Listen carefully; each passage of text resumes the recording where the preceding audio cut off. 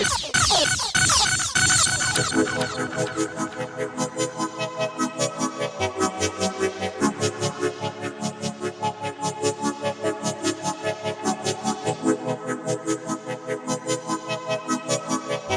the 20th day of September, 2015.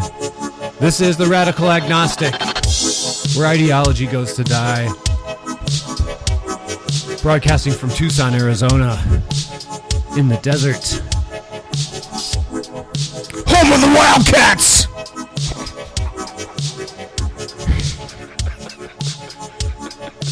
I actually listened to the game last night. It was a blowout. What was it, like 65 to 10 or something? 77. There was no game. No. By halftime, it was over. Yeah, it was like 56 to 10 at halftime. My name's John. I'm your host. My co-host is Mark. Hello. We got Bryan Richter, the stowaway guest. Howdy. And no frickin' guest today. We don't need no gold-dern guest. Seriously, the three of us have more than enough spunk. I disagree. I think you're full of crap. Well, we've all... I need a guess. See if that's established over the 27 or whatever shows.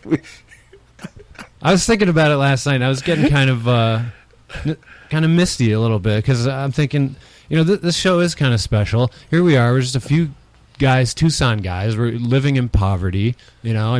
Comfortable American poverty where you have almost everything you need, but poverty. And we started this show, and we're actually doing the thing. You and I, especially Bryan, have had a lot of conversations, and we've shifted. You've shifted on things. I've shifted. Tensions have flared at times, but we always got through it unscathed, and we're stronger than ever because of it.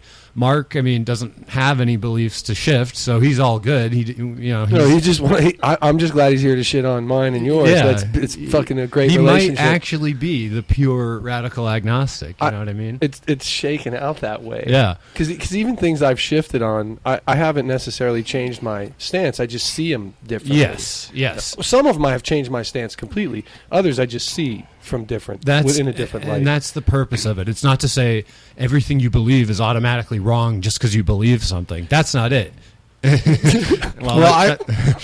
changed my stance on things too. Really? Yeah, I used to think both of you guys were intelligent.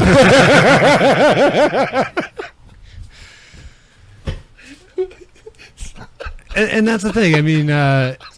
I think that this approach that we're taking to it, which is just get inside your opponent's shoes, and then reevaluate your belief, and then have your belief. But that approach, I think, is appealing to a lot of Americans right now, more so than at any time in my lifetime. Like half of all voting conservatives are supporting guys right now from outside the establishment, non-politicians. 30% of liberals are rejecting their prepackaged candidate and for a guy who's not exactly a political outsider, but who's always been kind of standing alone in politics.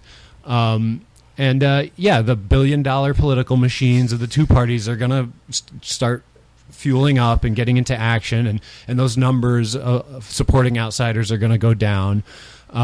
There's Clinton and Bush campaigns. It's going to be a scorched earth policy, and they're going to be putting out TV ads and everything to knock these other guys down. But this kind of opposition to establishment is I think unprecedented in my lifetime. There was Ross Perot in '92 that I remember. That was kind of a big deal. And it's just all about questioning assumptions, even your basic values, with curiosity and optimism. That's really a concise way to put what radical agnosticism is. That questioning with curiosity and an open mind, that's important. That's philosophy. And that's radical agnosticism. But do you think people are approaching this stuff questioning with open-minded philosophy, or do you just think they're sick of the bullshit? I think they're just sick of the bullshit. Yeah, I think you just gave America way too much credit. Yeah, they're not practicing radical agnosticism. Trump supporters are not. They're just running for whatever looks good and running from what it's really. But it's a sign. It's a sign that the natives are restless. That there's starting to shake the bars of the cage a little bit. And the ends justify the means if that's the way we're heading. Right. Like, In other words, not necessarily. Well, if you get Look to at the, Germany pre-Hitler. right, but if you get to the spot of open-minded questioning, yeah, if you get there. even if you get there by a goofy ass road, like I get here just from running from that.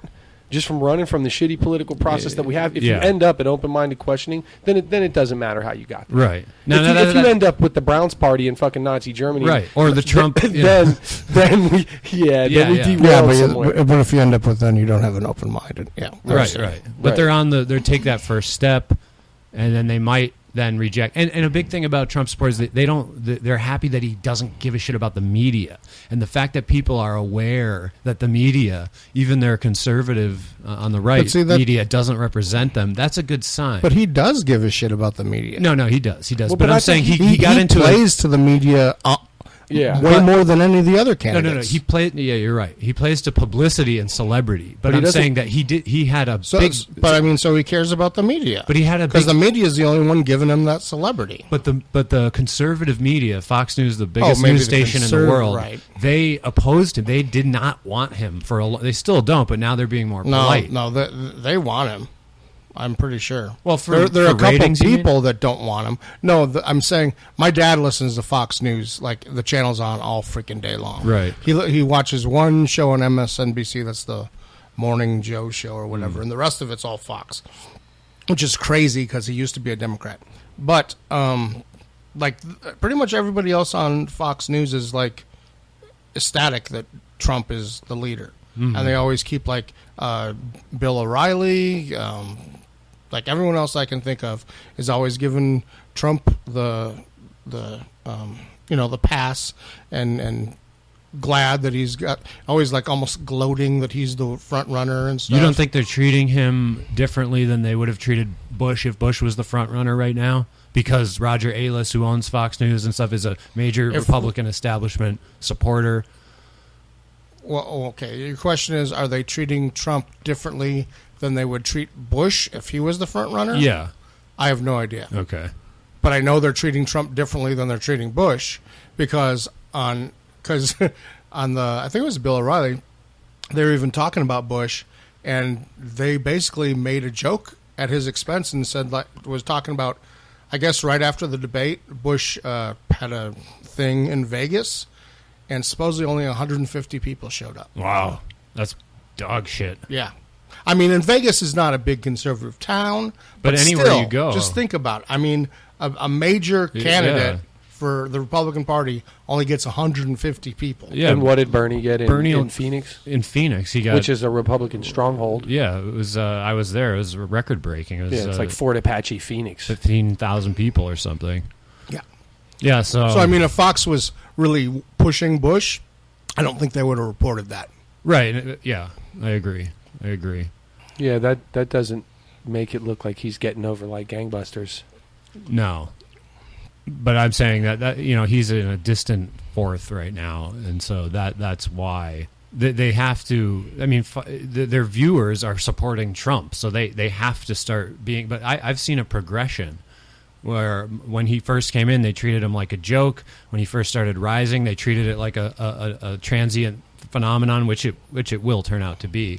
But they, and they were, Megyn Kelly was against, those Fox News moderators in the first debate were asking, Trump was right, they were coming after him. They deliberately. I didn't think so. I mean, they were coming after certain. They said you called women pigs. Like they could have just not asked that question. Well, but I think they would have asked that question really of any candidate because they asked some other tough questions to other candidates. I mean, they do realize that they're reporters and they're supposed to be not just giving them softballs, especially on a debate.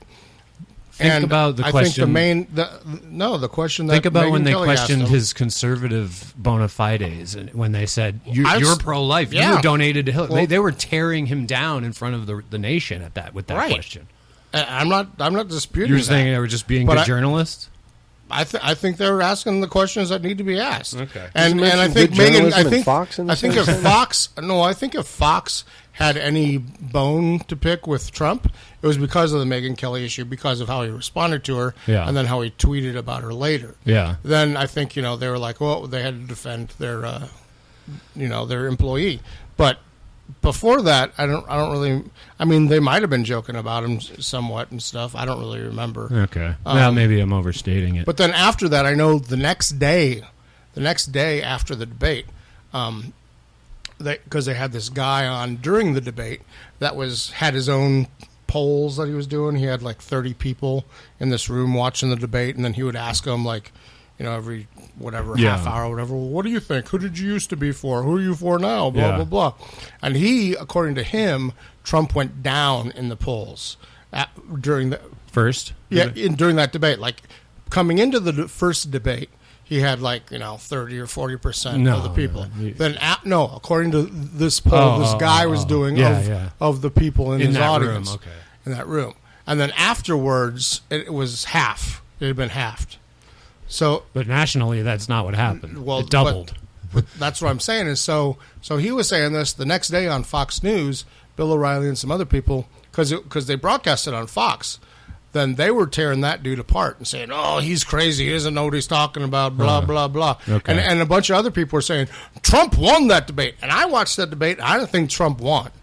I thought he was a fool. I didn't understand why people would gravitate towards him more. Yeah. But then they did. And the thing was, and this is a question I have, is so then Fox News started pushing Trump after that first debate. And they were like, no, Trump definitely won that debate and blah, blah, blah, and all this about Trump. Trump's the good guy. Trump's the guy you should vote for. And then it crept up. So I don't know if the country, if the populace actually thought Trump, or at least the conservatives thought Trump was all that great, or if they're Fox News watchers, and so then they got fed this crap, and now they're... Well, he was already in first place. That's why he was in the middle of the thing. Anyway, among Trump supporters, 56% believe that Obama is a Muslim, and 29% of the country now believes that. It's doubled since 2012, when no one's been talking about it. So I guess it's been traveling through these channels of these. But people are talking about it. They are. But I'm going to contend that they've been doing it the whole time. Yeah. I look at a lot of sites that you don't look at. Yeah. So these guys have been saying it the whole time. Yeah. All those conservative, kind of warmongering social media posts. Jade Helm. Well, the guys like Black Flag Tactical, and Breach Bang Clear, anything that my guy Shem posts. Right. They've been saying it the whole time. So it hasn't slowed down on the grassroots end. Yeah, you're Maybe right. just publicly. You're absolutely correct, because it's up to 29% of the nation thinks an absurdity. And even when Fox News does articles about those polls on their website, all journalists now are agreed on saying, when they mention it, they say 29% of populace believes the factually incorrect claim that Obama was not born in the U.S. and that he's a Muslim. Every picture I see of him, he's drinking beer. Yeah. He shaves. He's just a bad Muslim. He shaves. He drinks just beer. Like most Christians are bad Christians. He doesn't pray 5 times a day. He eats bacon. Eats pork. He eats pork. So my question to them is, what does it mean? What do you mean that he's a Muslim? It's no wonder ISIS wants to cut his head off. If he's a Muslim doing all that, I mean, he's a fucking heretic. Do you think they just don't even really know what the word means? Muslim, I'm pretty sure, in the large part of the population, and not just conservatives, but I see friends of mine that are liberal posting the same crap. Muslim means non-white now. Muslim does not mean... Isn't that weird? I asked a religion. Before the show. It means so non-white race now. Because I see the freeway shooter, the freeway shooter that got arrested, right? Yeah, he's a white guy. Well, people are saying, "Oh, since the freeway shooter isn't a Muslim, no one's talking about that anymore." It's like, how do you know he's not a fucking Muslim? Yeah, he's white, so he's not a Muslim. We've never heard anything about you're a retard. I've never heard anything about his religion. Yeah, you don't know. It's like, trying to guess, like, is that guy a Jew? I don't know. guess you could go by his last name. And people are talking about that guy anyway. Like, I hate it when people go, the media, the media's not paying any attention to this important issue, and then it is paying. Like, there's articles about no. Like, even Bernie Sanders, like, even my friends are like, media blackout on Bernie Sanders. I'm like, I read a lot of articles about Bernie Sanders. No, what my friend, in defense of my friend that posted this, he was talking about initially when they just had this, someone's shooting, they talked about terrorism and him being a terrorist. They're charging him with 4 counts of terrorism. Right. And then I don't think they're off either. No. I don't think they're off. You were terrorizing people. Yeah, If fucking people are afraid to drive for no reason on I-10, then you're terrorizing people. Now, if that allows them to put in effect things like the NDAA, though. Well, it does. It does. It does, because they're charging this terrorism. guy will have a trial, but I think technically they don't have to give him a trial. No. Which is so messed up, because this is an thing I wanted to talk about today. The NDAA? No, the Freeway shooter and the court of public opinion, and how everyone, as soon as this guy was arrested, everyone was like, burn in jail, he's going to get raped in jail, and I hope he gets it more. And I'm like, whoa, he's a suspect. Let's hold off here. All they have is that he owned the gun at some time. It was registered to him that was used in 4 of the shootings. So we know that to be a fact. So it was pawned, and then the ticket was picked up. He got his own gun back, right? Yeah, and then he pawned it again. See, yeah, this was really confusing. I was going to ask you guys about this. He pawned it like a couple years ago. Yeah. But then he just and I mean, you're guessing that he picked it up then, because he repawned it just when he got arrested. Like, it was like half an hour before he got arrested. He went and pawned it. Half an hour later, he got arrested because the pawn dealership. So do you know? Have you? I haven't read an article who figured out like how they actually got onto him. They I have no idea. No, because they did ballistics tests, and then they did tests when they got their hands on the gun. They did more tests, and they said this is the gun. And since it was registered to his name, for 4 of the shootings, for 4.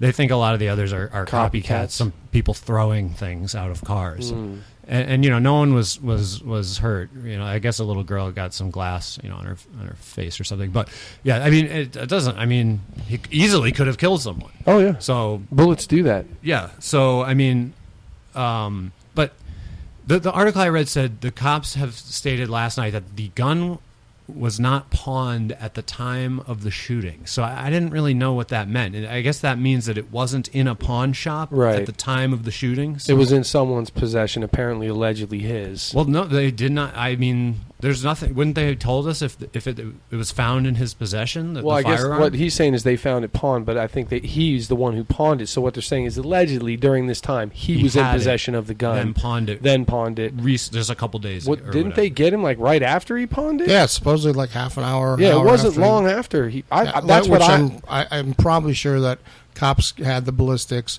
They probably sent him around to. Or not the ballistics, but just sent around to pawn shops saying, if anyone comes in with this type of gun, Oh yeah, no, you're right. It was the pawn shop owner who called the cops. That's right. Who said this and that was weird to me. This gun matches the description of the gun that the cops were saying was used. But how I can tell you how they know that. They can really? Guess what I got when I bought my new Glock? What? 1 fired round.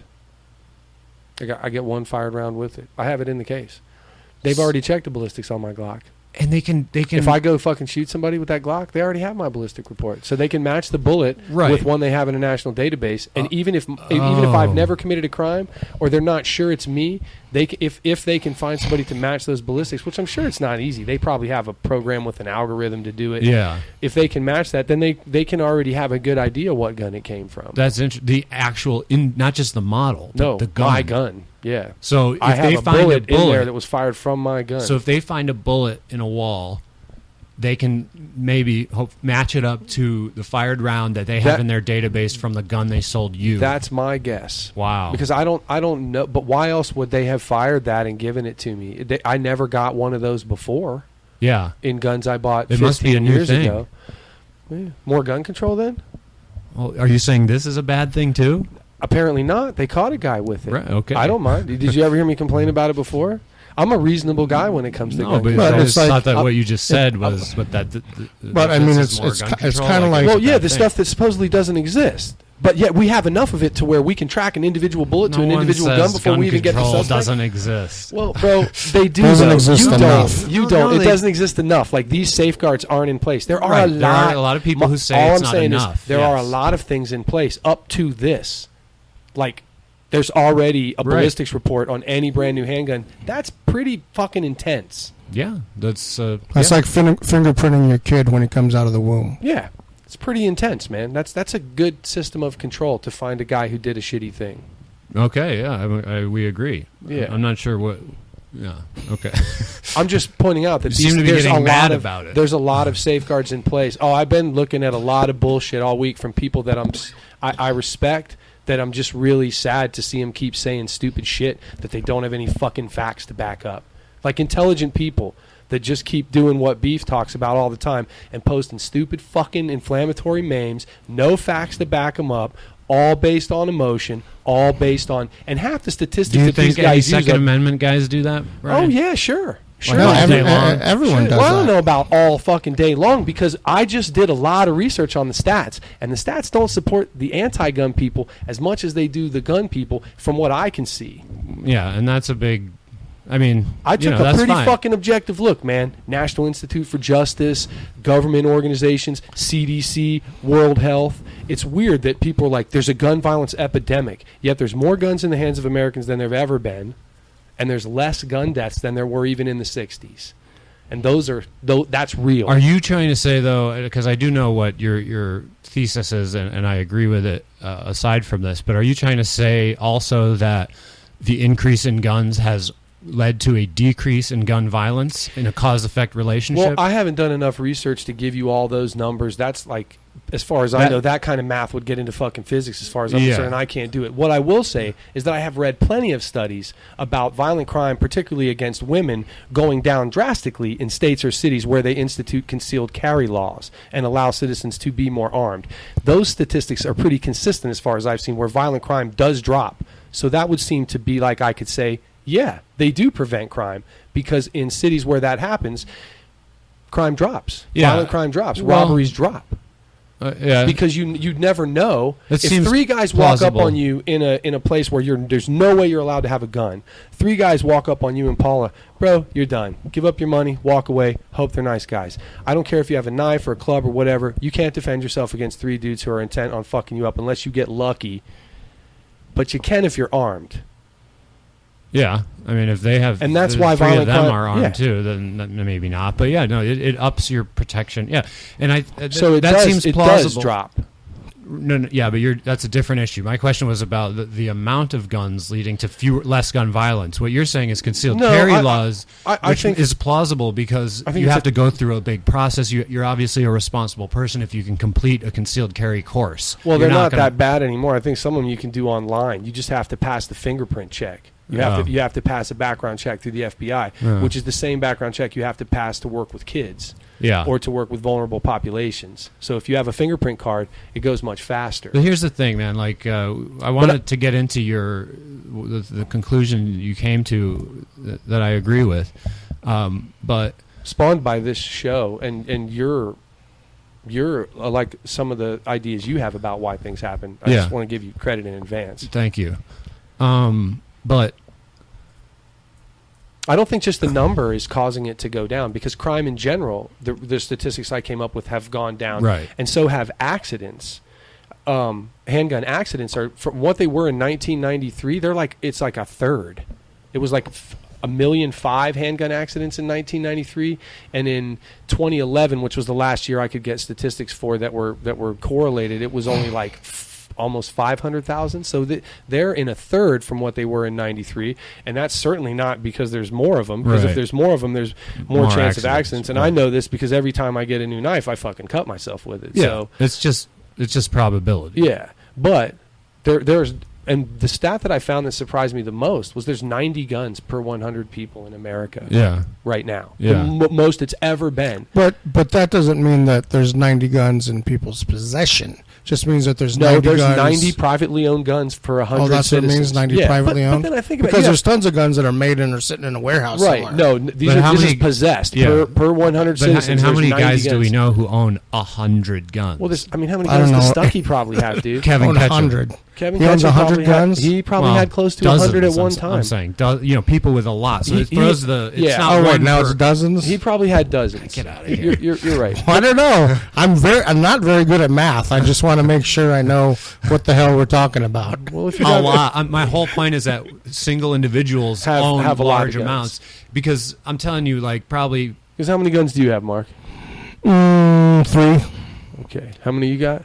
I have one functioning. One. Well, two two. functioning Okay. and one broken.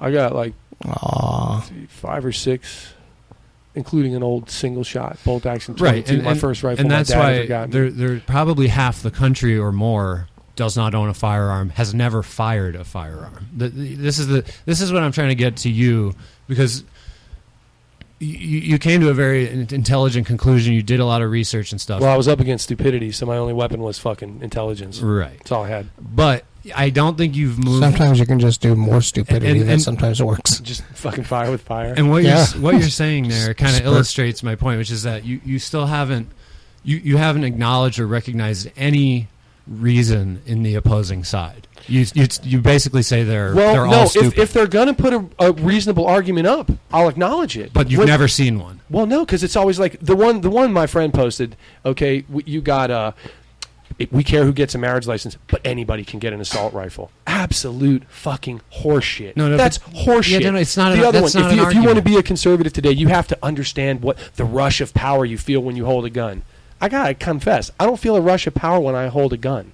I never have. I feel a little safer. I honestly feel like it's kind of a pain in the ass that I feel like I have to carry it. And when people ask me for statistics like, do guns prevent crime? I used my gun to prevent my wife from being kidnapped. It's the only fucking statistic I'll ever need to defend my Second Amendment rights. I don't care what anybody else says. If I don't have that, I'm probably laying in a ditch somewhere and she's fucking working a whorehouse in Sinaloa or worse. And it's not going to happen because I did have a gun. Because I backed those assholes off. Because they left. And that wasn't my theory about what they were doing. That was the cops' theory about what they were doing because of how far they followed her and because of recent reports they'd had through the past couple of days. So anybody who tries to tell me that I shouldn't have the right to defend my wife, I think is an idiot. So, Yeah, yes, but- you're right. So Now, but secondly, you're I not- get all this stuff, all these mass shootings. Now, I looked at a really liberal site, the Center for Gun Violence, Centers Against Gun Violence, whatever it is. They listed 246 mass shootings. We talked about this the other day. I fucking sifted through every one of these. Every one of these. Some of their mass shootings have, like, no deaths, 3 injuries. None of the injuries are even verifiable as gunshot injuries. There were 2 legitimate mass shootings, Chattanooga and Charleston. Legit. Fucking tragic. Awful. Most of the rest of them were murder-suicides of families, and we all know from watching the news that taking away guns ain't going to stop that shit, because I've watched news stories about women who wanted to drown their 5 children and just drowned them, or stabbed them, or hacked them up with axes, or did other horrible shit to them. What about so those things I statistics don't that think are going show to stop. that women who own guns is a much higher percentage rate that the gun will be used against them? That's a training issue as far as I'm concerned, and Yeah. an emotional fitness issue. Like, But- you bought a gun and weren't prepared to use it. But if you that's guys on are, you. That's if not. you guys oppose every piece of legislation that would require training don't because it's a oppose- slippery slope, I don't then oppose you're the these guys things. that are. Okay. I don't oppose these things. Okay. This is what I'm telling you. I'm fucking reasonable. I took training. I went and got training on my own. Outside of myself, I sought it out. I took training from registered guys, sheriff's department guys like John Stuckey, guys like Bryan Varble, even on my own time. But I paid for it beforehand. I wasn't required to do that, but I did that. But if I'm for reasonable control. If your view is motivated by a personal experience, then you have to at least give a kind of benefit of the doubt to people who have never, the tens of millions of people who've never been and never will be in a situation where they needed a gun to Right. protect themselves. A lot of people get all mugged, I'm asking for, and they just give the guy their Right. wallet. So and why then it's over? So these people who've never been in that situation, who are screaming the loudest against guns, gun violence, mass shootings, Why are they screaming so loud if they've never been in that situation? How do they know so much about it if they've never been in that situation? How can they be so fucking certain if they've never been in that situation? These are also the same idiots, I would contend, who don't want the cops to be armed because they're all racist, minority-killing bigots. They're also the same people who will call someone with a gun to come help them when some bad shit happens to them. And they're also the same people who come with no facts and no research. There's all these mass shootings. No, there were 2. And then there were 244 misrepresented ones. That's not what they are. A lot of these are like, me and Beef show up at a mall. Beef's a blood. I'm a Crip. We start fucking shooting at each other. A couple people get wounded in the background, or they get hurt getting trampled, or by glass. And that's what these places are considering a mass shooting. That goes into those statistics. It wasn't mine or Beef's intention to go to the mall and shoot up 20 fucking people. I just wanted a shot at him. He just wanted a shot at me. But that's going to get classified that way. But that's not what it was. And that's all I'm saying. Come with facts. But mass shooting. Don't come with an emotional argument, because I'm coming with facts. You're not coming with an emotional argument, Brian. I'm coming with facts, John. These are all facts. But also an emotional argument. I'm pissed off because I'm tired of people misrepresenting what's actually happening. There's an epidemic of gun violence. It's at its lowest since the 60s. How is it a fucking epidemic if it's going the other direction? When a disease is in epidemic proportions, the incidences are rising, not dropping. So I do have facts, whether I'm emotional about them or not at all. If you were trying to fucking explain something to somebody over and over and you had facts, but every fact you gave them, I don't care about your facts, you're a crazy gun nut, you have a small cock, you probably drive a fucking jacked up truck. That's what I get from these fucking morons who, like you said, have never been in this situation, are probably never going to be in this situation, but are still super emotional about it and base all their things off some fucking stupid meme with no facts behind it. No facts behind it. But half of the gun guys that I know, I'm not those guys. I can't speak for them. They'll find these, or they'll share them after you find them after the fact. But before that, it was 5 years of if you make guns illegal, only the criminals will have them. Is that not an oversimplified meme? Yeah. And do you ever see me stand with those guys on those arguments? Yeah, I stand on my own those posts. I stand on my own arguments. But wait a minute, how is that oversimplified? Because if you make all guns illegal, the only people that are going to have guns are criminals, people breaking the law. That is 100% truth. That's obviously not what they mean. They mean it doesn't matter what they mean. No, it really does. No, it doesn't, because if you outlaw all guns, only people going to have guns are criminals. I don't see what you don't understand about that. What you don't get. What you think you're trying to say that's not coming across to me. Then let me understand it as that.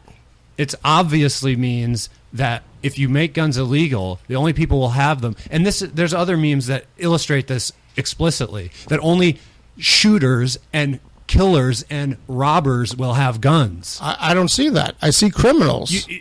Really? You've never seen the memes where they show the law-abiding white guy is unarmed, and then the black guys with the gang clothings on have guns on their hips in the same meme? It's obviously. I haven't seen that meme. I'm not saying it doesn't exist. The whole point of it is that I'm saying people won't be able to protect themselves from violent criminals if you make guns illegal. That's is that true? Is that true? Law-abiding citizens will not be able to protect themselves against criminals if that's what happens. Is that true or false? That would go up if you outlawed all guns. Okay, but you know what would also happen? The black market price of guns would rise by 10 times or more. You think so? I know You think so? Because, John, think about this. If every time you think about this. Stop. What has happened with the price of marijuana since it started getting legalized? Nothing. No, that's completely incorrect. It used to be a lot cheaper. Now that it's being legalized, it's more expensive.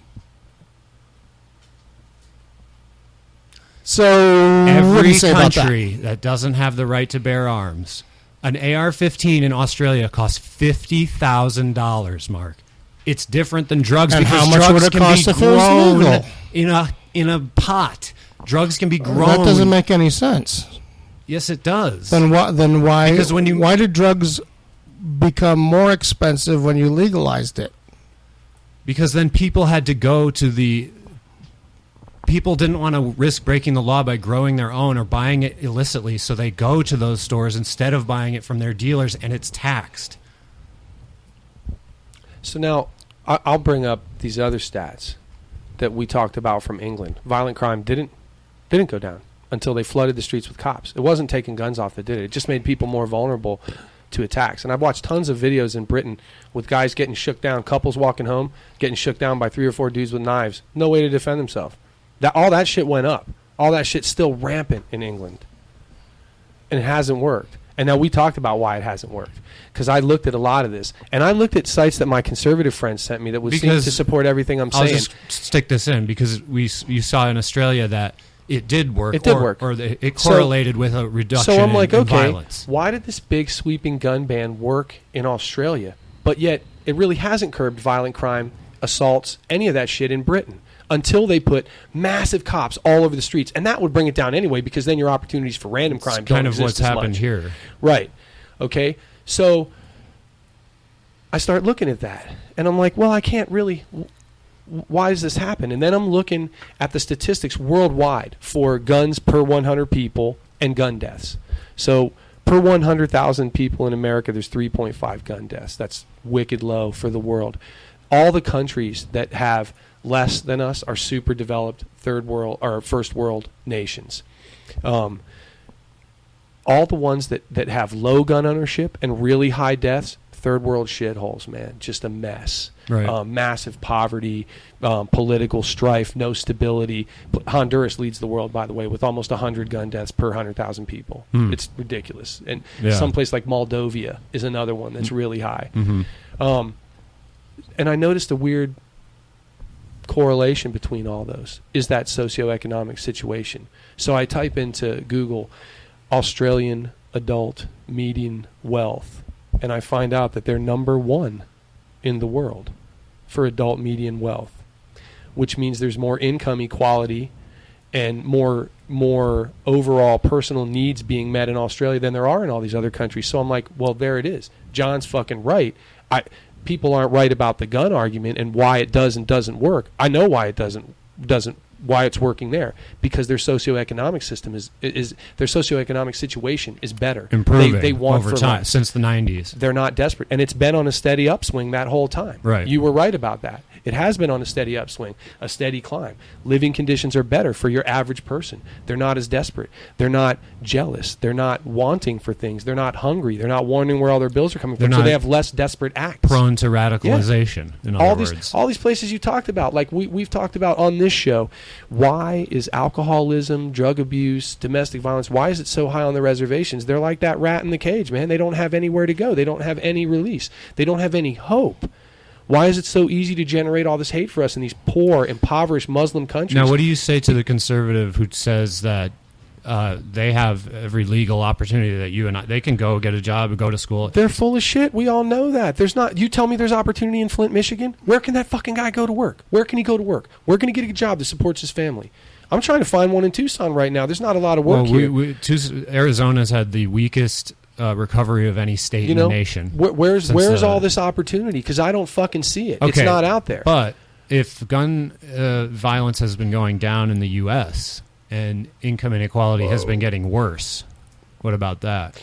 Well, that's an interesting thing, and I'm not really sure about that. But in all these shooting things that I looked at in the Center for Gun Violence, I can tell you just from going to the source of each one, what kind of neighborhoods they were happening in and the income level of the people that are doing all this shooting and are being shot.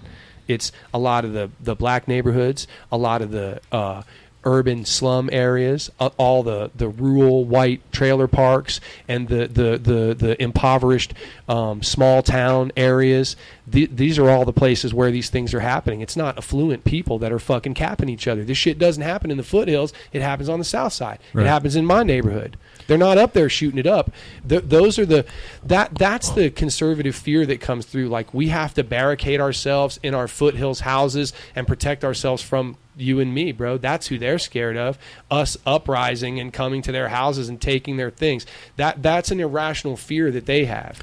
I'm with you more and more on my arguments more about the slippery slope and the erosion of freedom, and that's not our big problem. Gun violence is declining there's more guns than there ever have, and there's less violence. So maybe that's not our actual fucking problem. Maybe it's the socioeconomics. And now I'm goddamn convinced of it. It's the socioeconomics. So if you want to see even less gun violence and even less mass shooting, then fucking take care of people's health care. Take care of mental health. Raise the minimum fucking wage. Stop defunding education. Try to create better living systems for the average citizen. Try to create better living situations. Try to create more hope. Try to create more opportunity. Stop fucking allowing people to ship jobs overseas. Keep them bitches here. And I bet you all this goes down even more.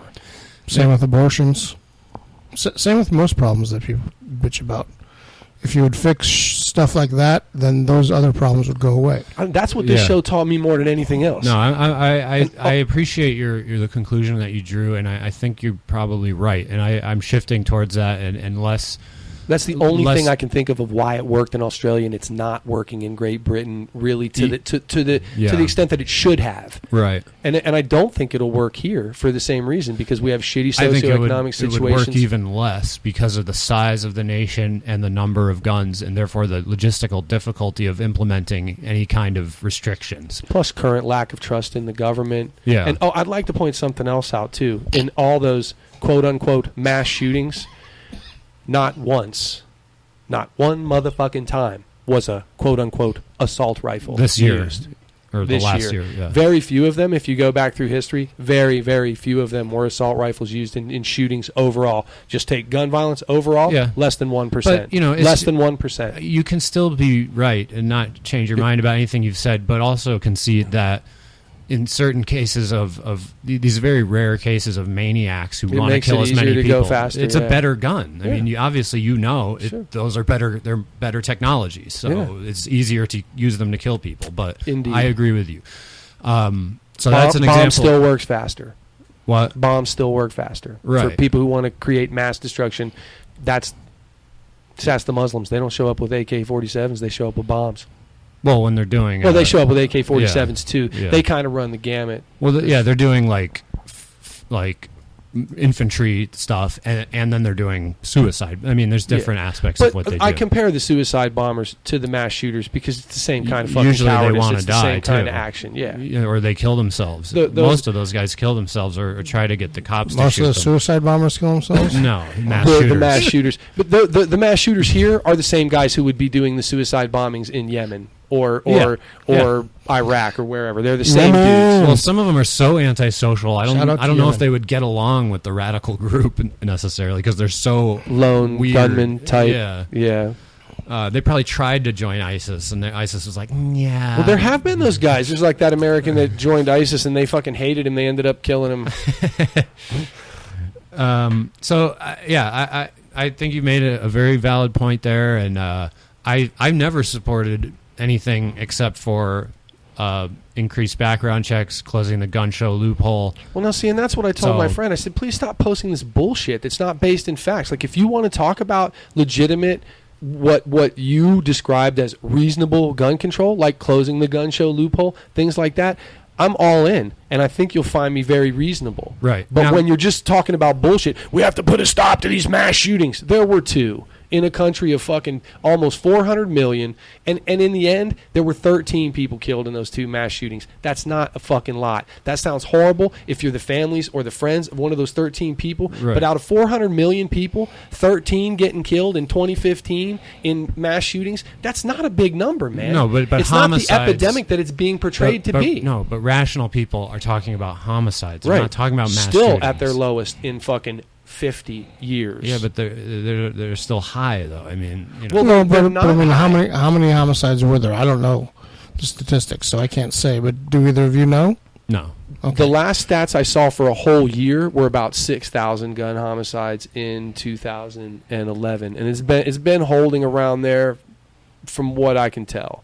So 6,000. But I don't think all the recent statistics are all correlated. How many die in car accidents? Oh, tons. See, that's my How many my die thing. Like, getting electrocuted at home? That's another argument, though. The No, whole it's hammers, the same argument. that's the conservative if simplification. you want to stop then you have to accidental outlaw hammers. or whatever death, that is simplification. But you you need to regulate these things, and there are things that need more regulation Cars are than regulated. guns. You can't take them away, make cars illegal, because that would collapse the Well, economy of the world. but you could make it so that you could make the car industry make a car where, guess what, your cell phones don't work in the car anymore. Or you think of this like they can't. That's a safety hazard, though. The Hummer Well, H2. yeah, but I mean, if the government's supposedly trying to protect us, the citizen, Oh, they don't then care shouldn't about they that. be trying I don't to buy that. protect us? No, well, then that's what's not- the gun issue? If it's not about protection of the citizens, what is it? No, it is about that. No, you said you don't buy it. No, I don't buy that argument that if you're saying you should outlaw guns or make them harder to get, then you should also outlaw cars and hammers. I didn't say disagree with that. Well, that that wasn't my rationale. argument that you should outlaw guns and hammers, or I mean hammers and cars. My argument was, what is the basis for outlawing guns? It's the government supposedly trying to protect us from dying, right? What So do you if think the- their motivation is? I think their motivation is they're trying to control us. Oh, Because, well, tell me this. If it's to protect us, then why don't they go after things that cause more death than gun violence does? I think they're. And why aren't cigarettes outlawed? And I don't think- they're just outlawed. Yeah. There's nothing fucking good that comes from them, Yeah. and they kill way more people than guns ever will. Yeah, well, the pure obvious reason for that is the lobby of tobacco companies. Well, that's why guns are never going to be outlawed, too. Right. But Lobby. wouldn't tobacco be something better if to you go want after? scream your head up. Huh? Wouldn't tobacco be a better thing to go after? Isn't it a bigger health crisis to America? Like all that the health crisis that's caused. Yeah. I'm betting more than 6,000 people die from smoking and smoking related illnesses every year. It's hundreds of thousands. Yeah, yeah. Maybe we ought to pick our fights a little Alcohol's better. close behind. Yeah. Maybe we ought to pick our fights a little better. But nobody wants to outlaw that again because they saw how well that worked. Right. So This Mark, is good. So We're throwing down today. Fuck a guest. I know that's what I was like. We're interesting enough. Fuck a guest, man. We really don't need one. But so my only thing to you, Brian, I mean this sincerely, is I agree with your conclusion, and I think you and I, in terms of legislation on gun control, we're like exactly on the same page. So where do we differ on this is the question, and it's just this, is that I view the arguments from the other side as being rational, but incorrect in the final analysis if it's talking about banning let me ask you this, certain guns. But how, when I've established that like 90% of the arguments that I run into are not based on factual or realistic information, how can you consider those to be rational arguments?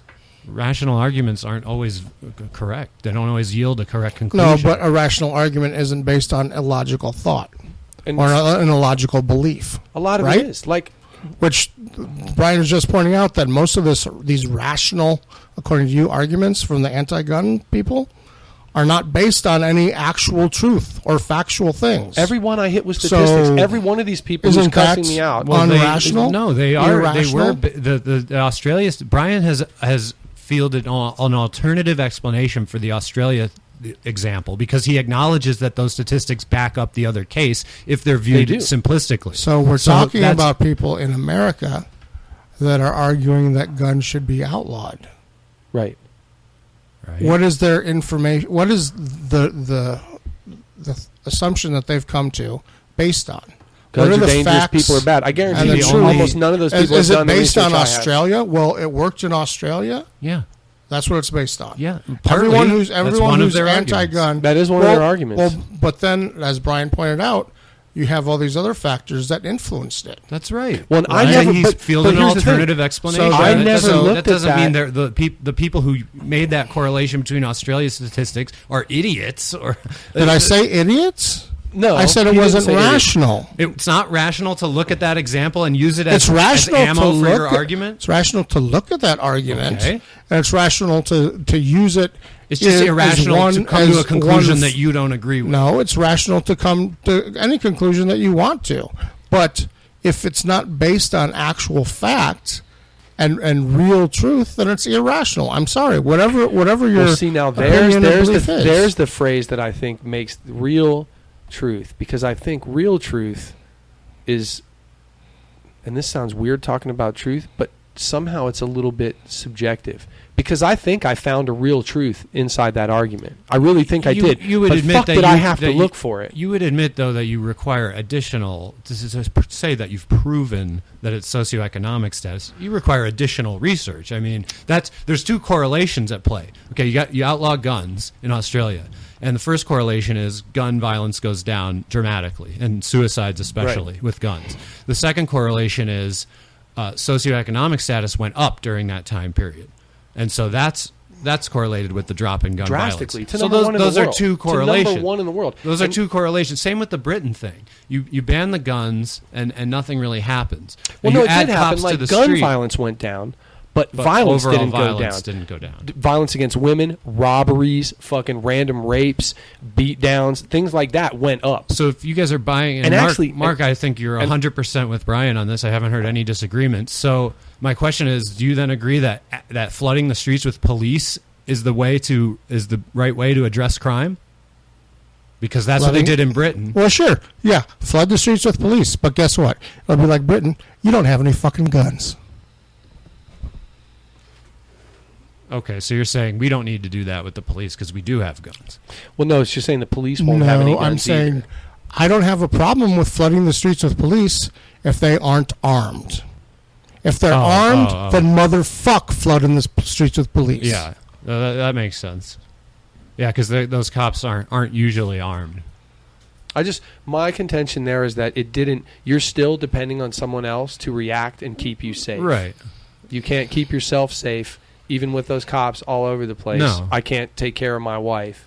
I can't take care of my own. Well, let's move on. My point to you was just this, that I think you've come to a very interesting conclusion, and I think you're probably right, and that we agree on the legislative aspect of this 100%. And so where we differ still is I just think that my point was that you have a ways to go with how you address these people and the kinds of people that you consort with, because you're consorting with the radical anti-gun movement. Well, you're consorting with the radical. Agnostic? No, he's not consorting with the radical anti-gun. No. You're consorting with the radical anti-gun movement. He's consorting with the radical pro-gun movement. No, consorting just means mixing socially. So he's talking to these people online and getting all these stupid attacks on him from stupid people. I've stopped really arguing with him about it because you can't. My point is that when you have like a friend who supports some moderate gun legislation, let's say ban. Well, no, they don't support. So let's say you had a friend who says ban magazines over 15 bullets and certain kinds of assault rifles, something you disagree with. Yeah. You can address that person now with something, since this is probably a liberal person who's speaking, you can address this person with something that they will understand and support, which is income inequality. And you can, my point was that you're still not totally divested of emotion, and that there are rational arguments on the other side. Mark made a good argument that you can't really call those rational, so I'm yielding to you guys. I'm putting one in the L category for me, but I'm just saying. Well, I think you should put it in the C category because you just compromised. You didn't lose. Nobody loses by being able to keep their rights and defend themselves. And I'm going to say that I'll probably always, honestly, be emotional about it. One, because I never started carrying a gun until people started fucking pointing them at me and trying to take stuff that was mine, threatening my life in the process. And I did use it to stop what I feel was great harm from befalling my wife. And it freaks me out to think that there's a lot of people out there who would want to take that ability away from me. Okay. It does. Because I feel like if I wasn't able to do that night, that maybe I don't see the person that I care about most ever again. And that feeling to me is the most horrible feeling I can think of. So there was nothing in that incident that involved your actions and them reacting to your actions, like mad dogging or anything. I was sleeping. Yeah, she called you and then you drove out there. No, I was in the fucking car while they were following her. We were coming back across town and she had already done all the things that I suggested to her to do. They didn't know I was in there, and then they fucking snuck up on her when she pulled in. They were going to try to get her, dude. Yeah. The reason they didn't is because they got a 45 in the face. Okay. And then they came back, as you know, and tried to fucking sneak up on us again. Yeah. And got a 45 in the face again. Well, we did an hour on that. let's. That was good though. I think it was we got good. some. We can finally, pretty much between us, lay that to rest. If anybody out there wants to talk reasonable gun control with me, I'm very reasonable. Just do that on your end. Don't come with emotions and bullshit. Come with some facts and a legit argument, and I'll hear it. Otherwise, fuck yourself. Yeah. My contention is still that the pro-gun movement among people, A lot of them are psychos. that it's They equal are. to me. It's equal psychoness. I'm sorry, Yeah, but I'm not counting with them either. Okay. Which is what I've said Got it. here many times. I'm not that fucking the unreasonable. NRA guy, the Jade Helm guy. Yeah, I'm okay. I don't. Yeah. Okay. The Jade Helm is fucking hilarious. Yeah. Like, good God, that's hilarious. I know. And I'm not fucked up about closing gun show loopholes. Close the private sale loophole. And this was my idea, and we talked about this the other day. Not only close the private sale loophole, but make it like a fucking class 1 felony to sell a gun without a background check. Yeah. Class 1 felony puts you in jail for a while. Oh, you're gonna You're going to do some fucking serious time on a class 1 felony. 90% of your buddies on this issue are not going to agree with that. No, but I don't care. Like, Okay. I'm not basing Yeah. my opinion on theirs. Good. Like, I'm trying to base my opinion on personal experience and reason. Let's move straight from that to another thing that Bryan is going to be really. Are we going to talk about this boy? Yeah. And his clock? Yeah. Now I'm thinking that I can pit you guys against each other on this because of posts that I've seen, but we'll see what happens. Ahmed Mohammed, the little 14-year-old fellow who was wearing a NASA shirt at school. Say that name again. Ahmed Mohammed. Yeah. Guilty. He's already half in the back of the car, right? Yeah. That's what we're getting at. So, Mark, you had an interesting perspective on this online in terms of. So this kid he built this makeshift clock, and it First off, well, let me just no. Let me just preface this all with this. Oh, okay. No, sorry. Go ahead right. and set it up. Yeah.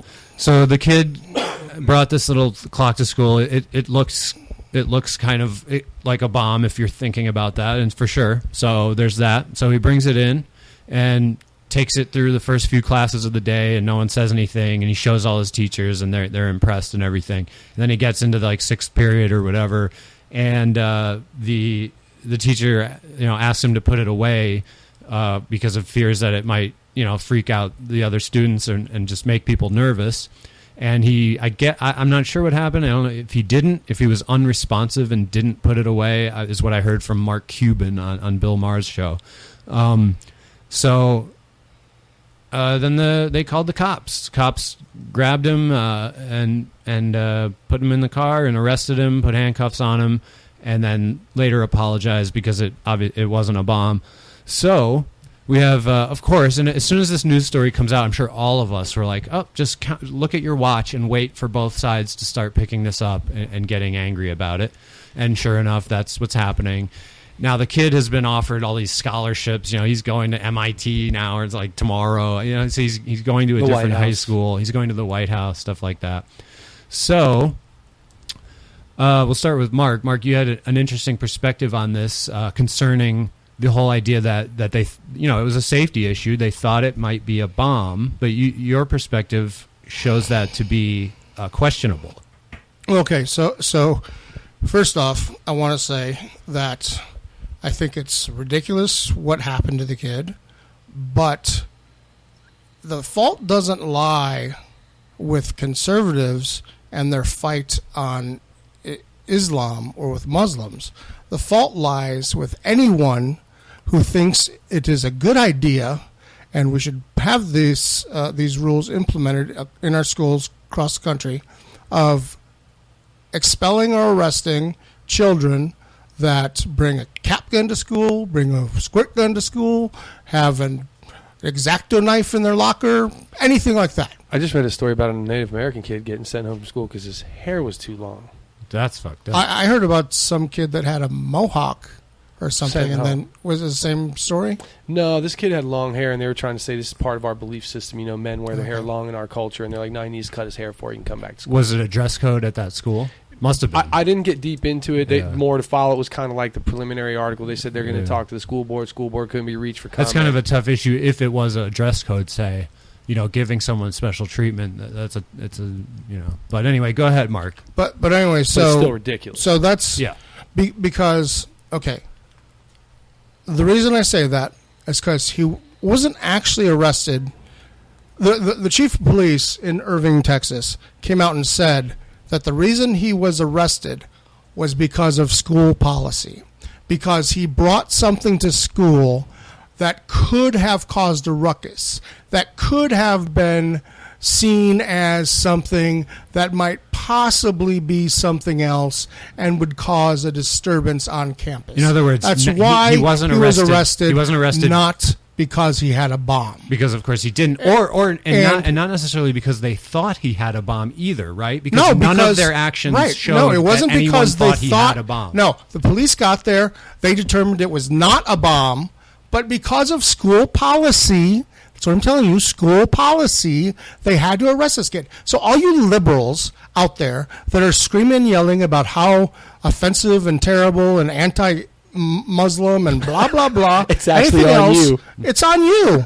It is on you. You're the ones who have said time again that, oh, you know, some boy kissed some girl on campus and that's sexual harassment. Some kid brought a cap gun to school and how dare he, that's promoting gun violence or blah, blah, blah. Wait a minute. So what you seem to be saying is that what's at fault here was school policy and not, anything the kid did or racism nothing or anything. The kid did.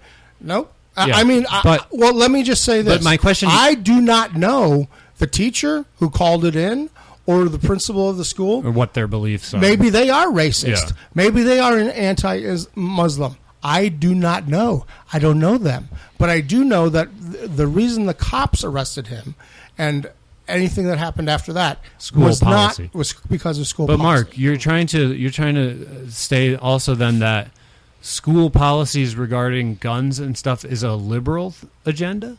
Isn't that everyone? I don't think it's everyone. I think what Mark's saying is that it's out of hand. I think it comes... But he's saying it comes from liberal beliefs.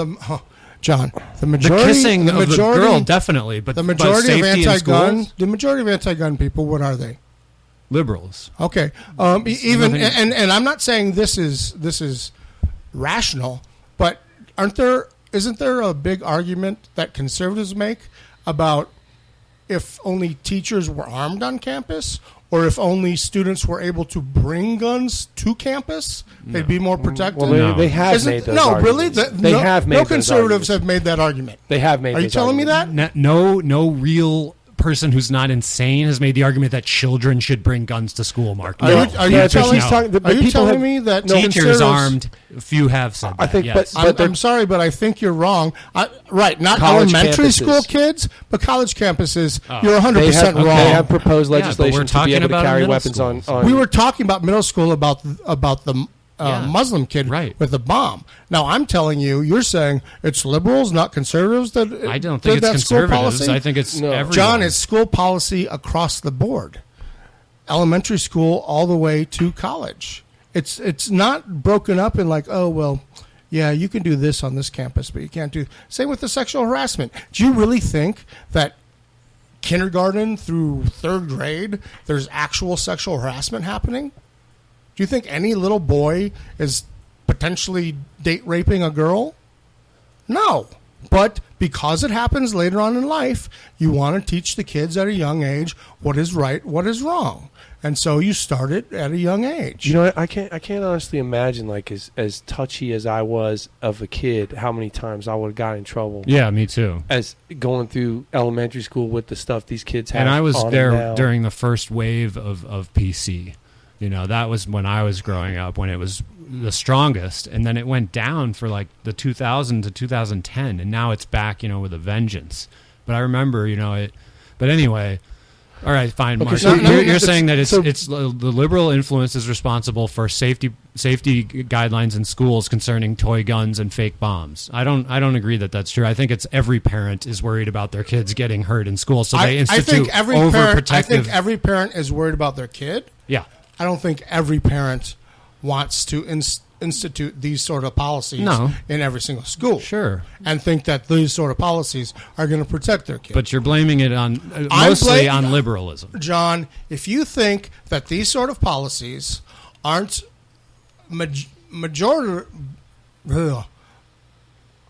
supported predominantly by the liberals and not the conservatives, then I don't know what to tell you. Because I it's don't know pretty clear to me any evidence that, of that. Okay, there's no evidence, right? I don't see any. Well, I'm just telling you from my experience. I've read thousands of stories. I've heard thousands of people's arguments. Oh, do I get to comment on your use of fake numbers now? Thousands, Mark. Yeah, thousands. thousands. You've read thousands of stories about school guidelines. Yes, I'm 45 years old. Okay. Since I began reading at what 5, 4, something like that. 43. Yeah, 43. Even in 2 years, I read a lot. So I've probably read at least 1,000 just this year, and the year's not up. On school safety guidelines. On school safety guidelines and just liberal policy about what will change bad things in this world. Okay, so where do you want me to jump into this? Because I got to part where you hate Muslims. I got to preface it first. Okay, one, I didn't really start paying attention to this till I watched that Bill Maher thing last night, and I want to say that the picture that I saw, it looked like a bomb. Right. It looked like it could be construed that way. Yeah. The second thing I want to say is that stereotyping, racial profiling, all that bullshit aside, I'm not going to feel sorry for a Muslim who comes to school with something that looks like a bomb and gets suspected of having a bomb. And I'll tell you why. One, because you guys have a fucking history of it. You blow a lot of shit up around the fucking world, and it's not always 40-year-old men who do it. So you get to fucking live with that stereotype. Bummer. Maybe talk to your radicals about not blowing up so much shit, and people won't worry about it. Now, the way I'll quantify that for you is when I was a kid, when I was growing up in school, now I was a bit of a troublemaker. So every time something fucked up at the school happened, somebody showed up at a classroom and pulled me down to the principal's office, and I got asked about it. Why? Because I was associated with those type of things. And the people I hung out with and the people that could be counted with me were associated with those type of things. So when little Ahmed Mohammed comes to school with something that looks like a bomb and one teacher out of 6 flips out about it, makes an issue of it, I don't feel bad for you, dude.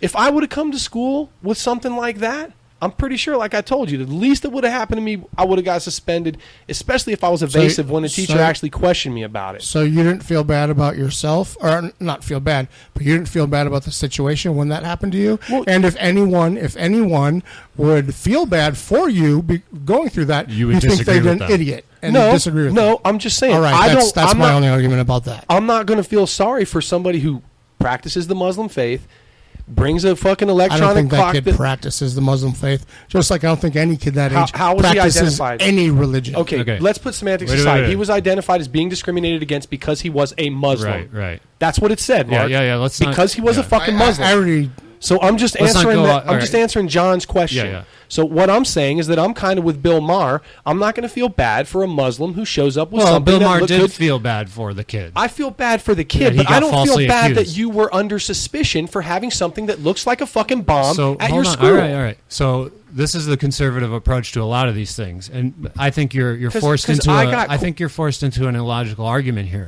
which is this: any member of a group that has stereotypes, associated with it because of actual things that have happened by other members of that group.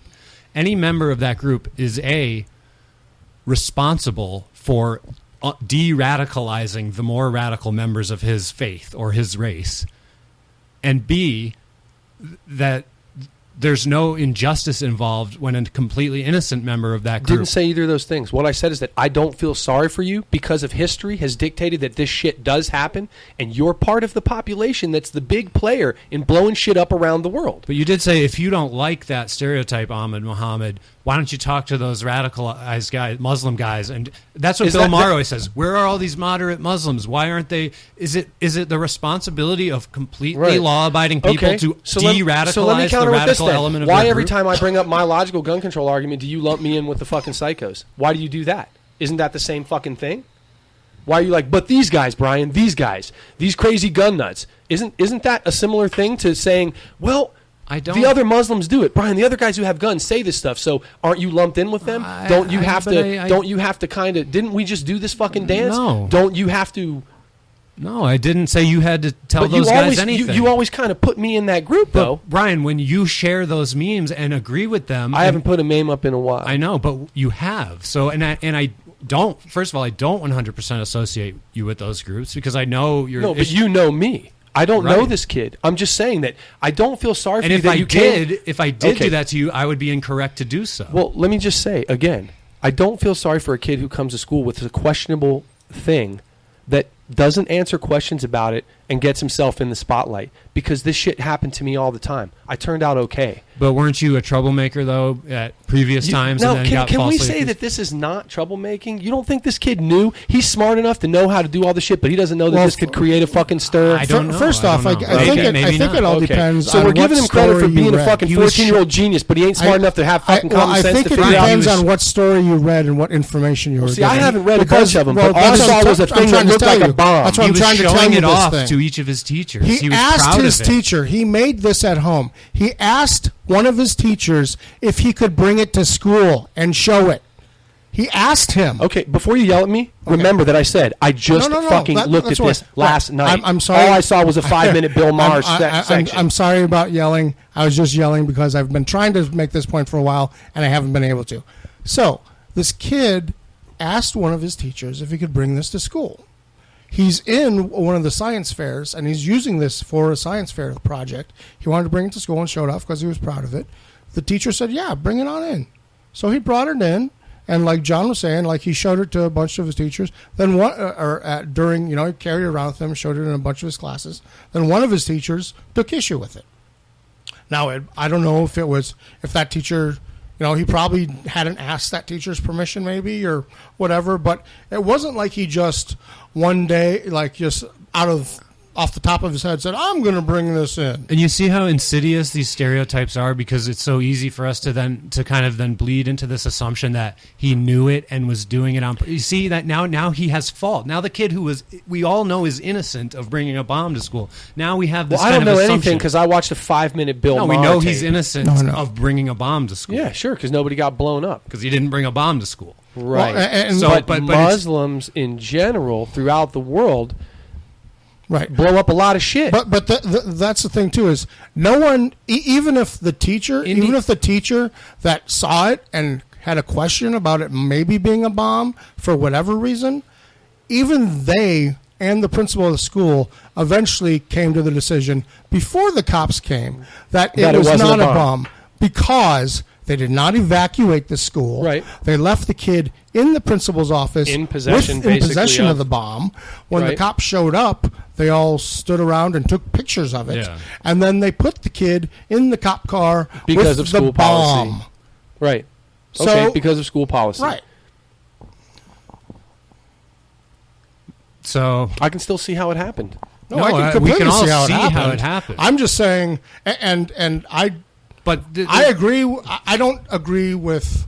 I don't agree with the anti-Muslim thing, except for I don't know what the teacher and the principal like what their beliefs are. Yeah, we but don't know. If I also think that it's kind of shitty to say you don't feel bad or feel sorry or whatever. And I don't think it. I doubt it had anything to do with them hating Islam. I really doubt it, because I think if a white kid brought the same thing in, same thing would have happened. That's what I'm saying. Do I feel bad because a fucking kid, somebody made a mistake and overreacted? That shit happens all the time. No, the kid is going to get a fucking scholarship and going to get great education for the rest of his life. Why the fuck should I feel sorry for him? Well, only because I don't feel sorry for him.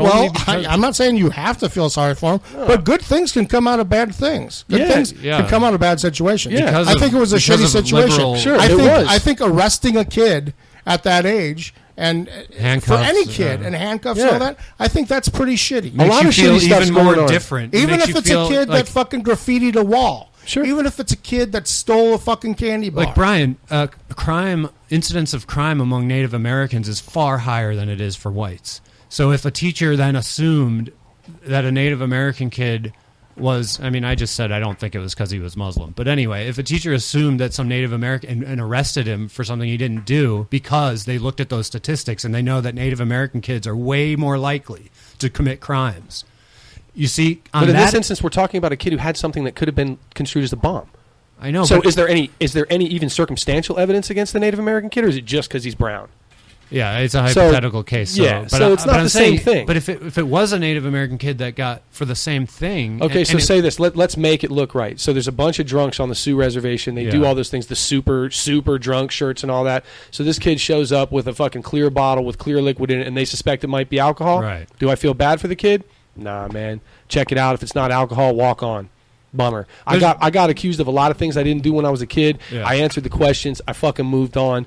Do I want you to feel bad for me? There's no. a certain the difference between that story and the Ahmed Mohammed story is they would look at the Native American kid's bottle with clear liquid, determine it wasn't alcohol, and still call the cops, arrest him, and take him off campus. Right. Okay.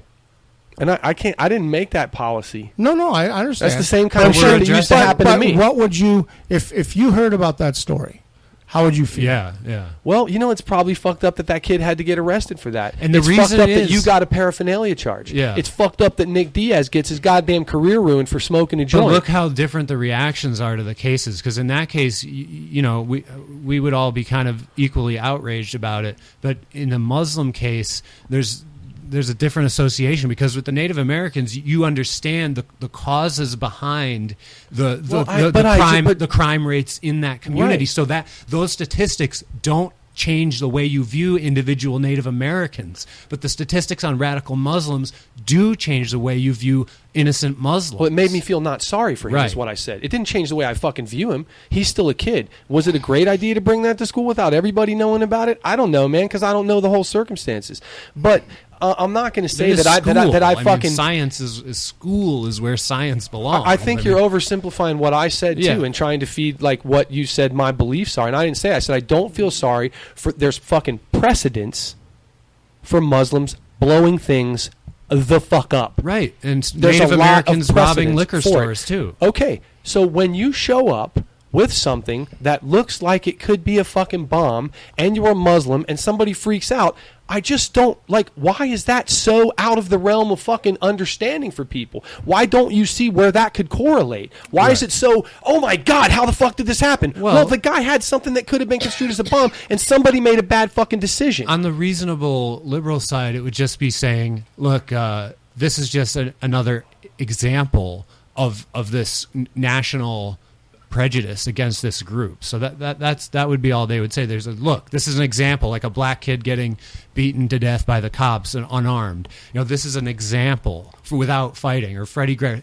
This is an example of an insidious thing within our nation. Right, and I can say it's an example of how suspicion rises because of people under similar circumstances and what they've done. Okay. So it's all everything's an example of something depending on where you're standing. But what I'm saying is when you come to school with something that's kind of questionable and a teacher takes umbrage with it, I don't know what to say. All right. Maybe train the teacher better. Maybe work on the relationships.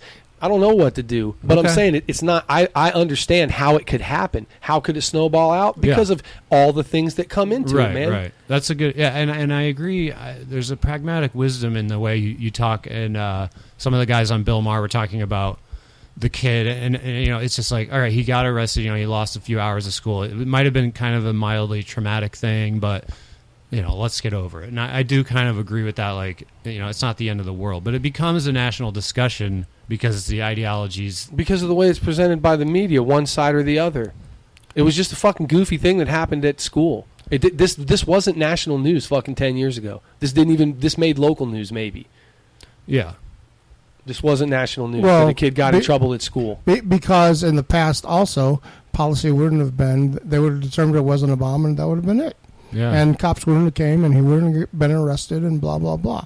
But I'm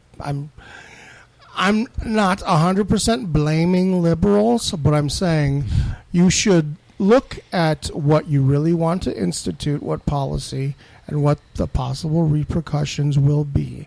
Because sometimes you were on the school will board. Have fallout that you did not imagine. If you were on the school board, you would loosen up regulations on what kids could bring to school. I might not loosen up what kids can bring to school. I think I would most likely loosen up things, but I would definitely say, okay, if a kid brought something to school that then is determined is safe and not going to harm anything, you do not call the fucking cops.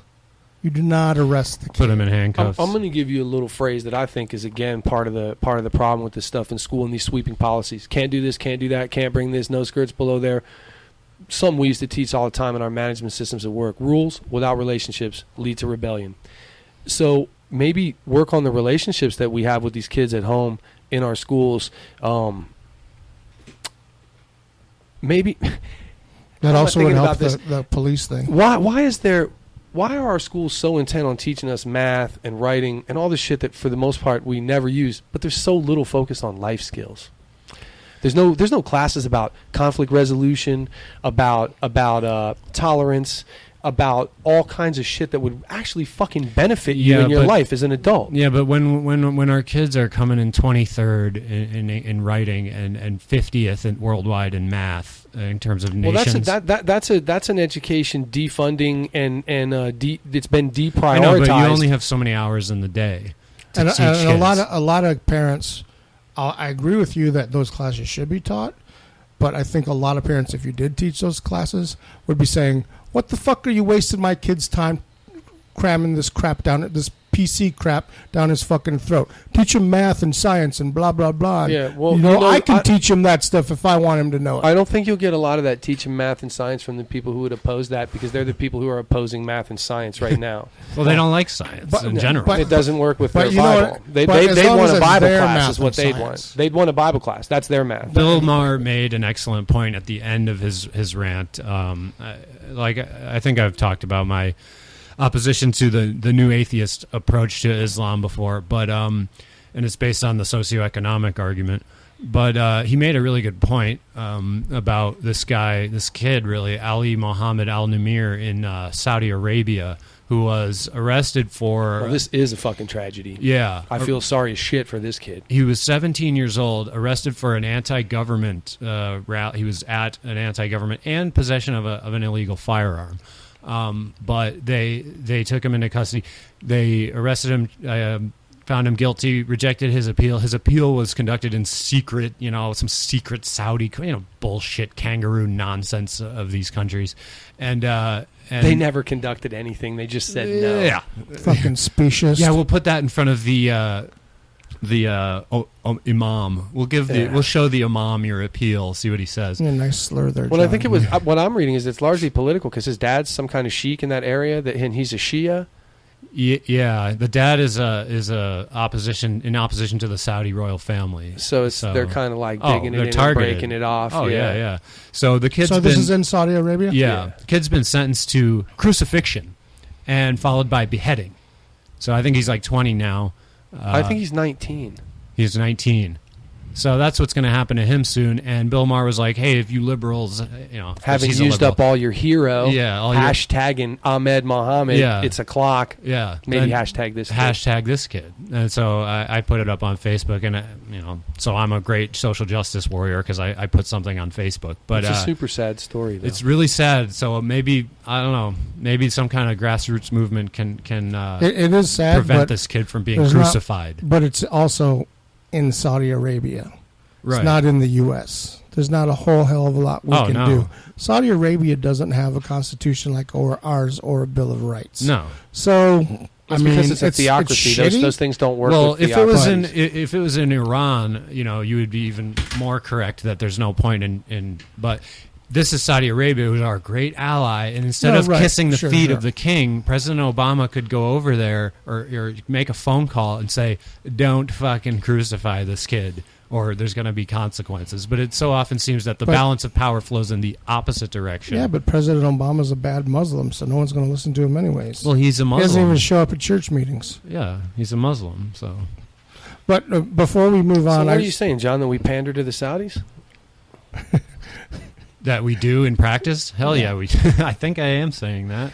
Wasn't that supposed to stop when Bush got out of office and Obama got in? Weren't we going to get a different... Oh, shouldn't it have stopped when Bush was in office? Yeah. It should have. It should have never been. But before we move on from the kid with the... I just wonder how we pick which oppressive regime to go after and which one to support. Money. Oh. Yeah. I knew that. Huh. And the question about whether... Muslims have a responsibility. The good Muslims have a responsibility to counter the radical Muslims. Yeah, I would say that yes, you do. Only in the fact that do you not want to be caricaturized like that? Same thing with Christians. Do you not want people, when you say you're a Christian, to think Jerry Falwell, Pat Robertson, but you do like that by living a peaceful life and no, being you don't. nice. No, you do that by living a peaceful life.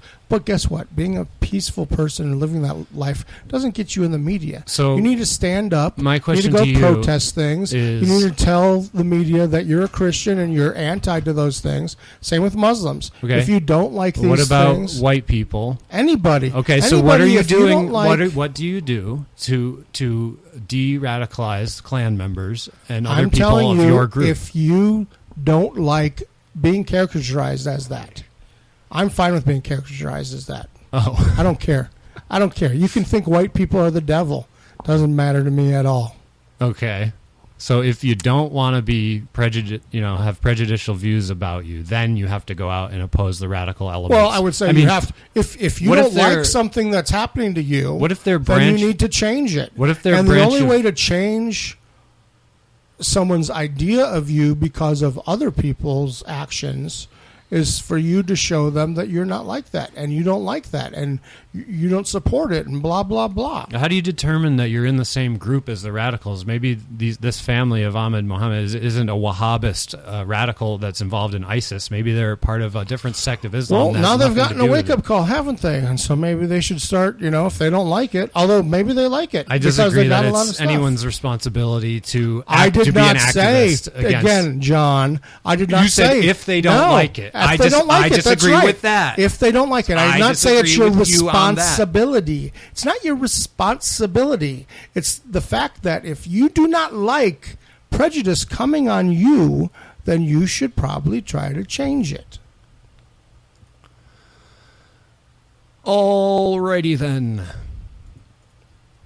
What else? Neil deGrasse Tyson has a podcast, and he interviewed Edward Snowden via a robot the other day. Edward Snowden rigged up a little robot with a TV on it, and was controlling it from Russia in real time and rolling it around the studio.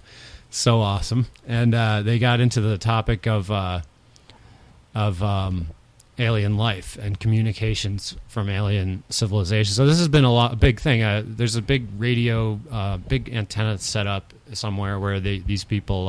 And Snowden has a theory on why they haven't contacted us. Right? Yeah, can't wait to hear it because I didn't read it. Yeah, it's pretty cool. So we do search the skies for communications from aliens. We search tiny portions of the sky. It's not like we're taking in every background radiation signal, and because most of the stuff we get, the radio waves and stuff, it's all just gobbledygook. It looks like random nonsense. And Snowden's explanation for that, he said, if there are advanced alien civilizations that are sending out messages to other aliens, then they've probably, like us, realized the importance of encrypting those communications. In other words, if these aliens have any kind of like political or military enemies, or any society is likely to have realize the importance of encrypting your information. And he said only at a very primitive state of culture, like from 1890 to 1980 in our race, will you use like really primitive just a TV show signal beaming out, or the radio, a broadcast of your voice. What you would really do is broadcast via encrypted information. And so he thinks that if there are aliens out there, which according to probability there definitely are, like 99.9 to the millionth decimal place, then that's probably how they're doing it. And so we, all this random signals that we're getting maybe need to be treated with like decryption programs, and maybe we would hear what they're actually saying. Interesting. Yeah.